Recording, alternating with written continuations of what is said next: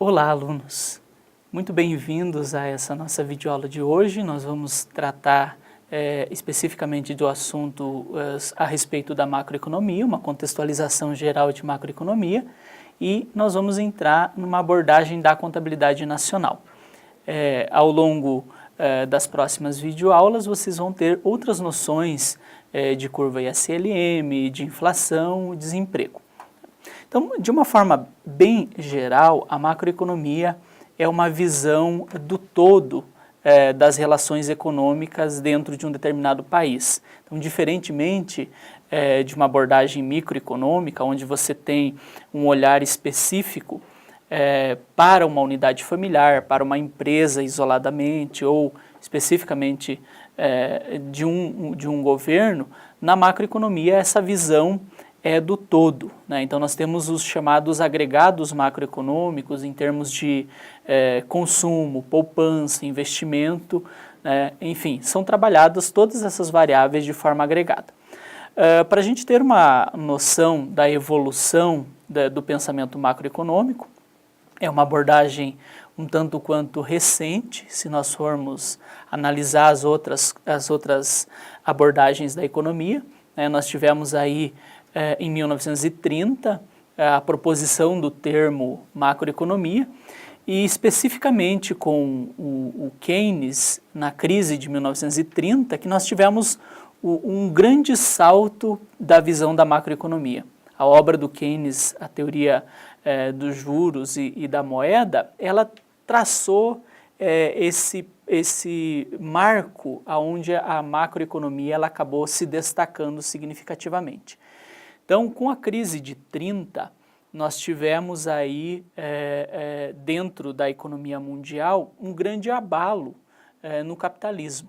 Então, nós tivemos aí em torno de Estados Unidos, por exemplo, chegando a 50% de queda na produção, e acompanhado de vários outros países.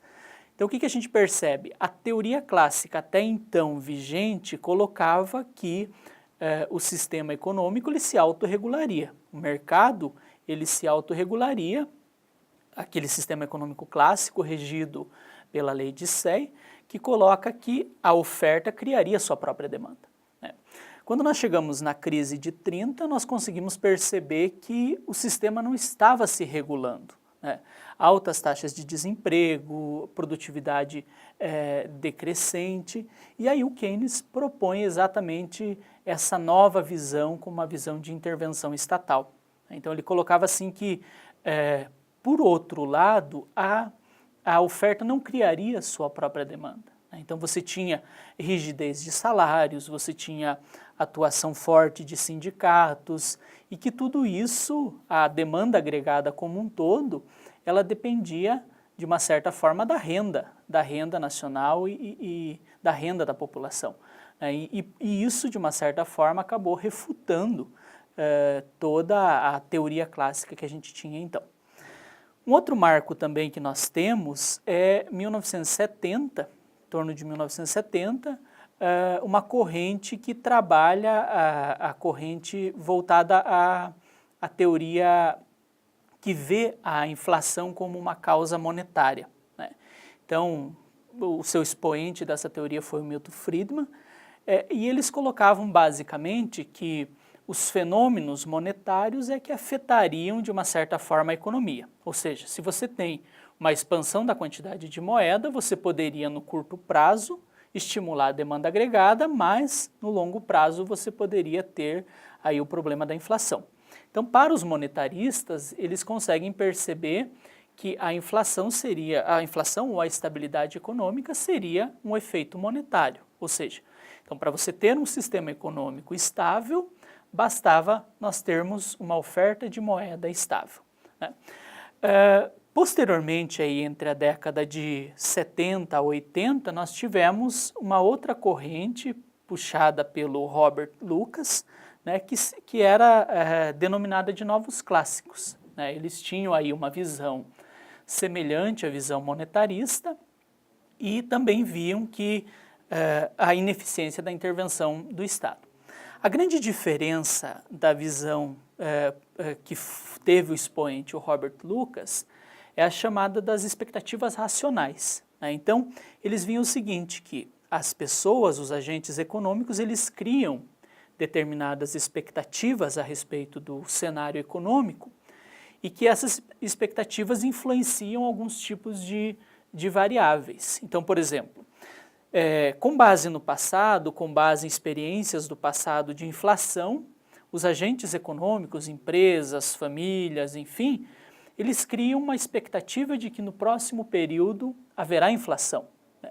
Consequentemente, criando essa expectativa de que vai haver inflação para o próximo período, o agente econômico se antecipa à alta de inflação e aumenta os seus preços. E aí essas expectativas, quando no conjunto elas se figuram, você provavelmente vai ter um registro, por exemplo, de inflação no próximo período.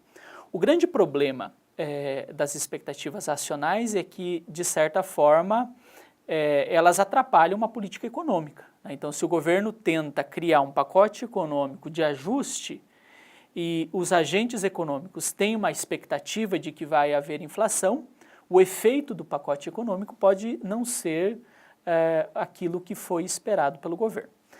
Bom, além dessas visões dentro da macroeconomia, a gente tem as visões que vêm, por exemplo, o choque tecnológico, a gente tem as visões dos novos keynesianos que apontam, reafirmam a intervenção do Estado, a gente tem a visão também dos institucionalistas, enfim. As correntes de pensamento dentro da macroeconomia que norteiam, de certa forma, os estudos macroeconômicos, principalmente elas estão na visão keynesiana, na visão do Milton Friedman e mais essas outras visões que a gente acabou de comentar.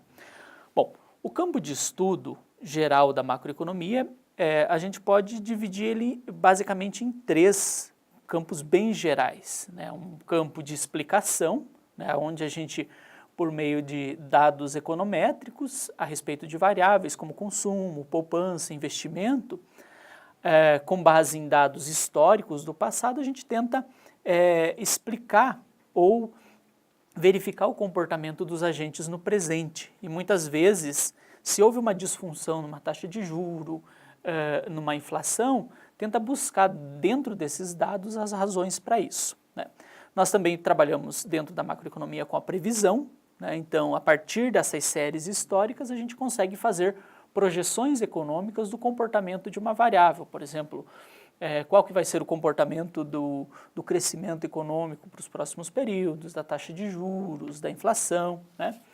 E um outro campo é o campo da ação política, né? Eu diria assim que esse campo da ação política, ele traz um planejamento do economista um pouco mais diverso, né? Então, existe o planejamento do economista, enfim, mas é muito recheado de controvérsias e de juízo de valor, né? Já que estamos dentro de um cenário político. Então, dentro desse cenário político, os governos conseguem, a partir de alguns pontos, agir, né? Pode ser aí pela política fiscal, pela política monetária, cambial, as políticas de renda, as políticas de comércio internacional.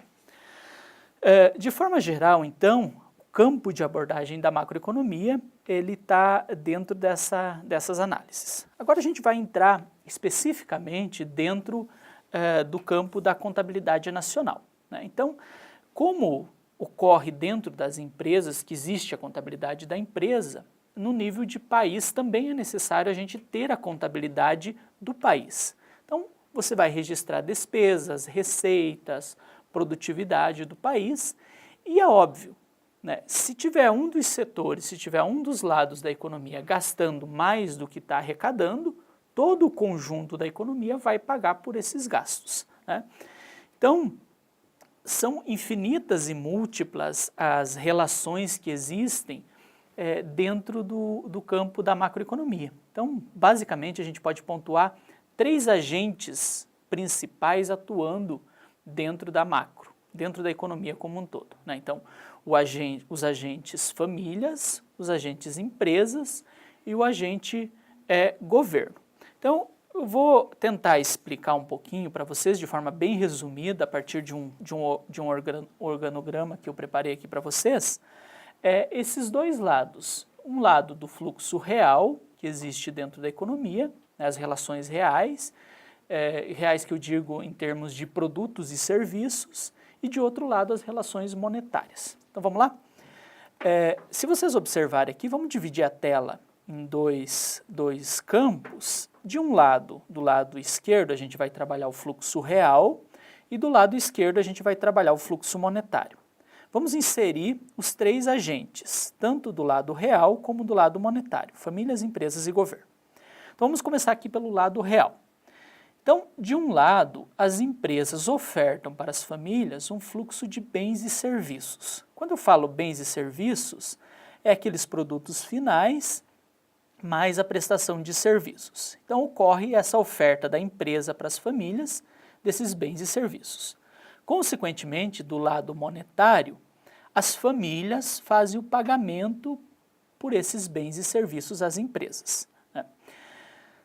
Voltando para o lado real, as famílias ofertam mão de obra para as empresas e as empresas, no lado monetário, remuneram as famílias com o pagamento de salários ou pagamento desses fatores de produção.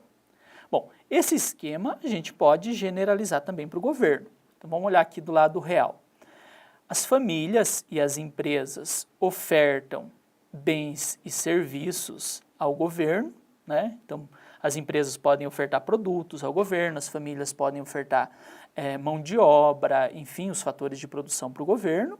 E o governo remunera do lado monetário as empresas e as famílias, tanto pelo pagamento de mão de obra, pagamento pelo produto que comprou, os subsídios que o governo repassa também para as famílias, para as empresas, entra dentro do lado monetário. Então, um subsídio de uma produtividade que o governo isenta impostos, é uma política assistencial do governo para com as famílias, então retorna pelo lado monetário, né? Por outro lado, nós podemos voltar aqui no real e podemos ver que o governo também envia bens e serviços para as famílias e para as empresas.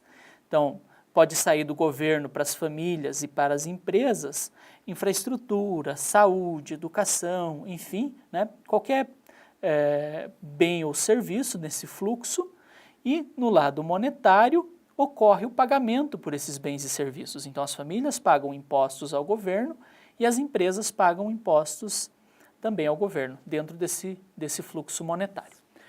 Então o que a gente consegue perceber? Existe uma troca de bens e serviços. Então existe de um lado a produção e de outro lado uma compensação monetária por isso, né? Então a gente pode pensar assim, uma produtividade que a gente pode mensurar, podemos olhar por um outro lado em termos de renda e podemos olhar por uma outra visão em termos de despesa. Então dentro da contabilidade a gente pode chegar numa identidade contábil e colocar que a produção nacional é igual à despesa nacional, que é igual à renda nacional, tá? Bom, e aí dentro dessa contabilidade nacional a gente trabalha basicamente com 5 contas, né? A conta produção, a conta apropriação, a conta capital, a conta corrente do governo e a conta transações com o resto do mundo. Então a produtividade nacional, o produto nacional bruto, ele é dado basicamente pelo somatório dos preços vezes as quantidades produzidas dentro do sistema.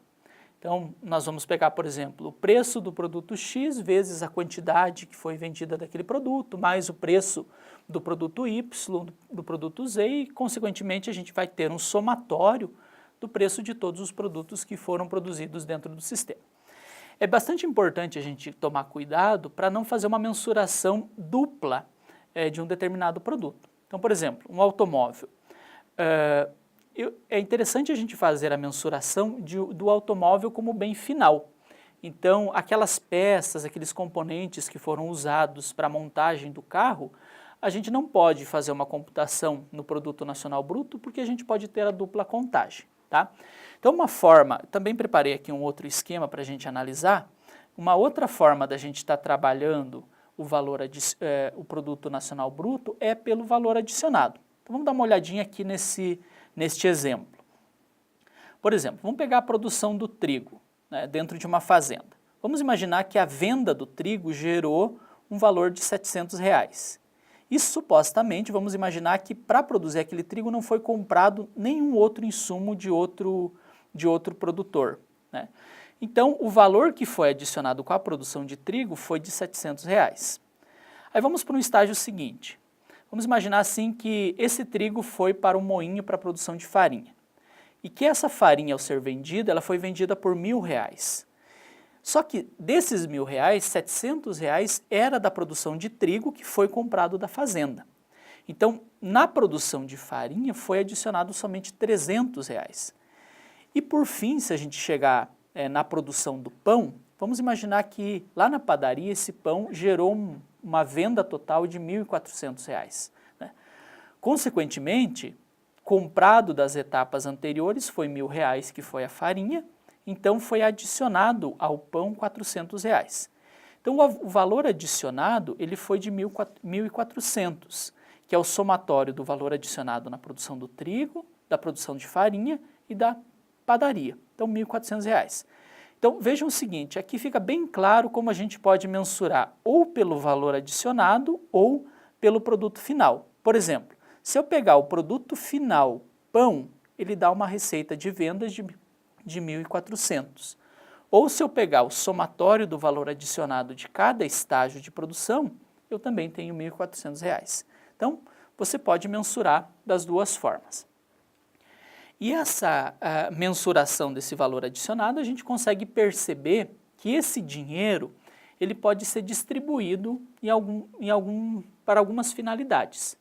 Então, por exemplo, aqueles R$700 que foram gerados na produção de trigo, eles poderiam ser distribuídos para algumas finalidades. Por exemplo, R$300 poderia ser para pagar salário, R$100 para pagar o uso do capital, R$200 para pagar um aluguel, R$100 para pagar o lucro, enfim, né? Quer dizer, aqueles R$700 adicionados, eles foram distribuídos numa conta que a gente chama de renda nacional.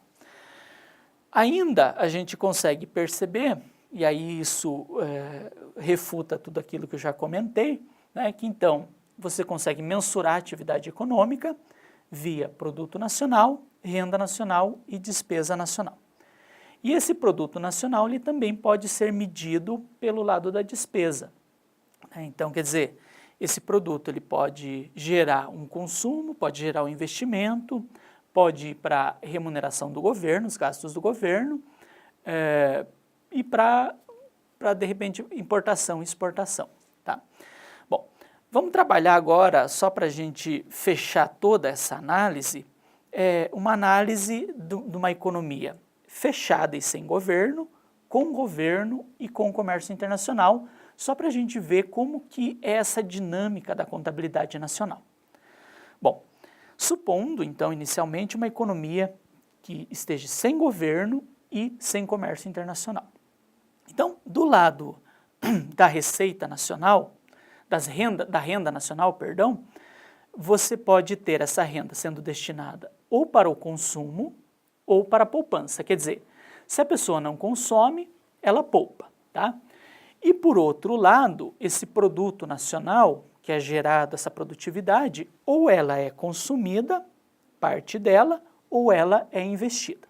Então, se vocês olharem aqui no esqueminha que eu preparei para vocês, a gente consegue perceber o seguinte, já que é uma identidade, vamos igualar renda nacional com o produto nacional.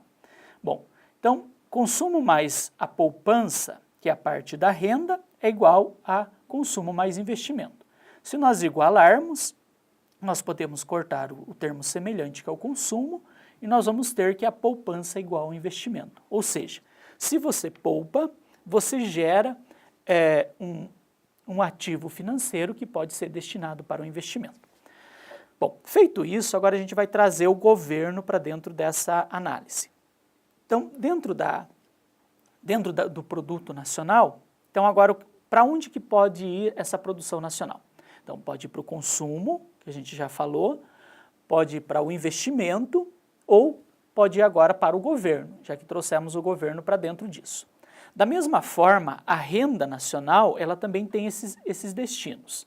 Então, parte da renda você vai consumir, a população vai consumir, parte da renda ela vai poupar e parte da renda vai para o pagamento de tributos, tá? Para o governo. Então, vamos dar uma olhadinha agora aqui no nosso esquema. Então, se nós igualarmos o produto nacional com a renda nacional, agora a gente tem consumo mais investimento mais governo, que é igual a consumo mais poupança mais tributo. Cortando os termos semelhantes e trabalhando aqui a igualdade, você consegue ver de forma bem clara essa igualdade. Gastos do governo menos tributos é igual a poupança menos investimentos.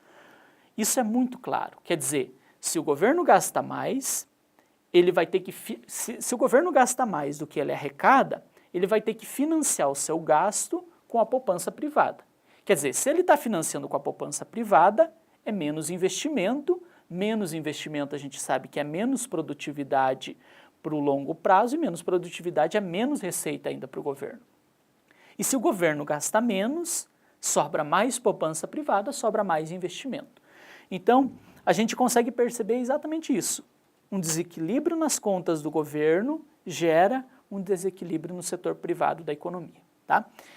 E para finalizar, agora vamos trazer uma economia mais real, uma economia aberta e com governo.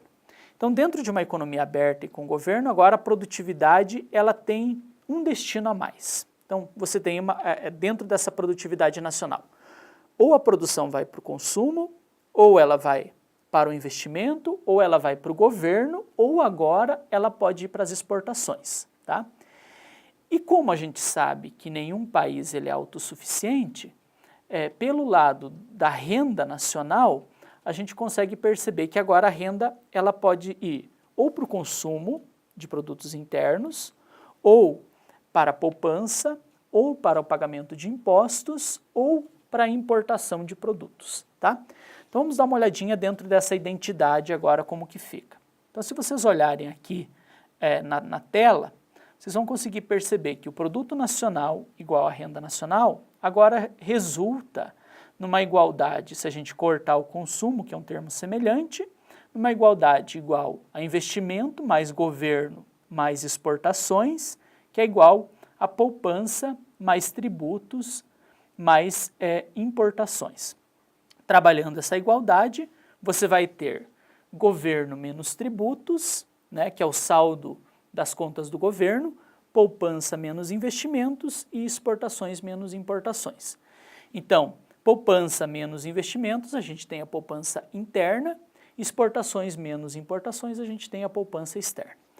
Então, olha que interessante, um déficit do governo, onde os gastos do governo são maiores do que as receitas com tributação, eles vão ter que ser financiados de alguma forma, né? A identidade é clara, não tem como você gastar mais do que você arrecada. Alguém tem que pagar essa conta. Então, se o governo gasta mais, ou ele vai financiar os gastos dele com a poupança interna, via aumento de impostos, elevação de tributos ou políticas econômicas, ou ele vai financiar os gastos dele com poupança externa, via uma política cambial ou qualquer outra forma de política que ele consiga trazer esse recurso para dentro de caixa e estar se financiando.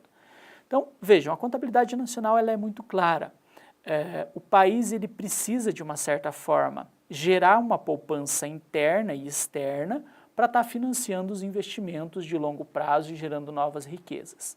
E o papel do Estado ele é decisivo na economia, né? Se o Estado tem uma conta desequilibrada, consequentemente, o setor privado da economia acaba, de uma certa forma, penando. Bom, então, de forma geral, as questões que a gente teria para trabalhar sobre contabilidade nacional e macroeconomia seriam estas, né? Nós estamos sempre à disposição de todos nos fóruns de Tira Dúvidas.